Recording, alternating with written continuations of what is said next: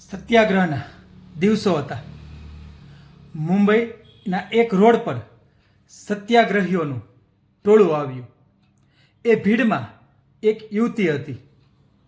પોતાના શરીર પરના બધા ઘરેણાં એણે ઉતાર્યા. બાજુવાળા એક ભાઈના હાથમાં એ મૂક્યા. પોતાનું નામ અને સરનામું આપ્યું અને કહ્યું, આટલા ઘરેણાં મારી ઘેરે પહોંચાડી દેશો અને કહેજો કે હું સત્યાગ્રહમાં જાઉં છું.